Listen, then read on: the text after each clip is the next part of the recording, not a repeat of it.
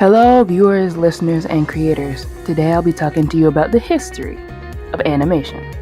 More specifically, I'll be talking about the feud between two major creators, Walt Disney of Disney Studios and Max Fleischer of Fleischer Studios.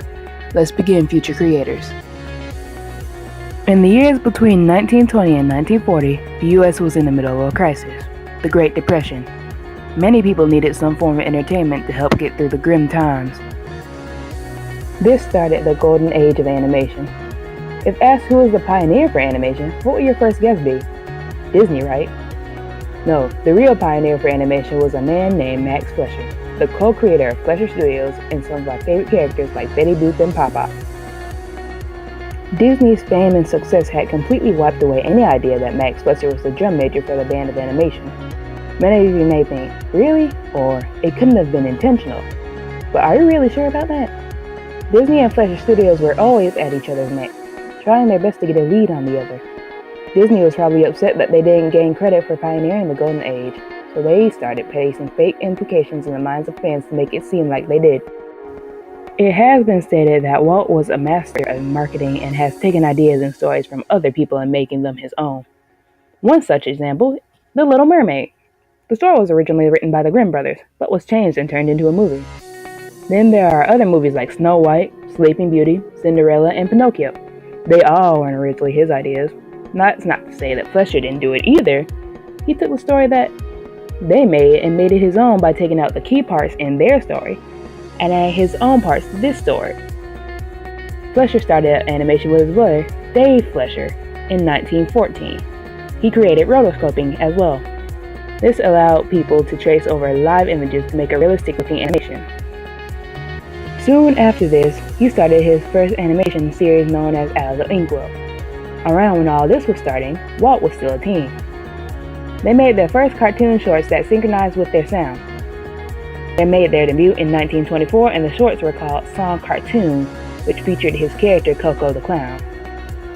If asked, many people would have probably answered that Disney's Steamboat Willie was the first one. It wasn't.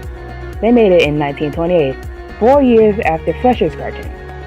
It has been rumored that Disney actually dissuaded reporters from mentioning these specific cartoons, which allowed them to take any and all credit from Fleischer. Most of you are probably surprised by this, but this isn't uncommon in big business. This feud didn't even let up for about 2 decades. Though his animations were amazing, Fleischer Studios was soon wiped out of competition. Fleischer and Disney both put cartoons in theaters, but Walt was better at marketing and they were broadcasting all his work in the West, more specifically California, where everything was progressing really fast.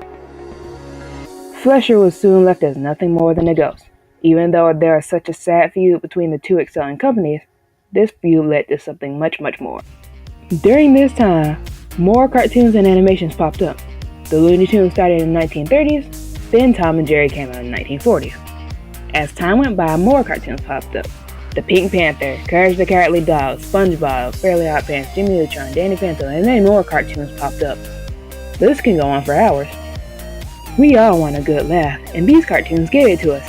Just imagine what it would be like without any episodes of SpongeBob coming on, or not being able to get ready for another new episode of Steven Universe. Animation has also helped create 3D animations for movies and video games. There are movies like Space Jam and Wreck-It Ralph. Then there are games like Mario and Sonic that all incorporate animation to create these iconic characters. It is tragic that the name Fleischer never really sticks with anyone because of his rivalry between Disney. But let's honor his work so we know who was the man who helped create different generations of animation. Thanks for watching and I hope you learned something today. Sayonara. Brutus was beaten because he was cheating, says Popeye the farmer man.